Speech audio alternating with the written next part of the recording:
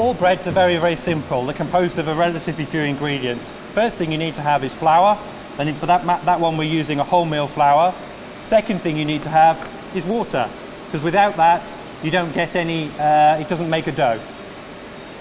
Third thing, and the very important thing for making it rise, is the yeast, which is actually here. You can see this is what we call fresh yeast, which has actually been dried. It has been dried a little bit, but not very much. If you bake at home, you'll quite often find it's in little balls, and that's because it's been dried further. It needs a bit more time to get going. This is fresh because it's what we use in the factories.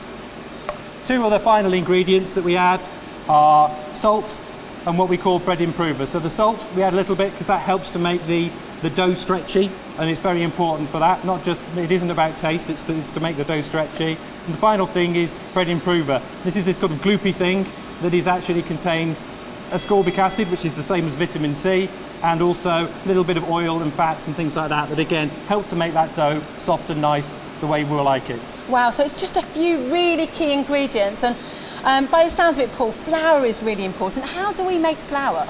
Oh, well, flour starts with an ingredient which is wheat. So that's what wheat looks like, which is a grain that you see growing in the fields all over the United Kingdom. And we take that and we grind it down, and the starting point for that is actually what we get from the farm is this sort of stuff. It's got bits of straw and chaff that he hasn't managed to remove from it. So the first job of the miller is to clean it up. And here's a sample that we've cleaned, so you can see the amount of stuff. You don't want to be eating bits of chaff, you want to be making the grain from here. Yeah.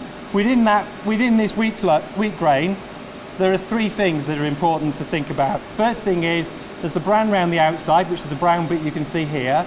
Second thing is, inside that, there's kind of a white bit that in the middle that we call the endosperm, and that's what actually makes the white bit of the flour. And the third thing is that right on the end of it, there's a little bit of what we call the wheat germ, and that's the bit that will grow to make the new plant.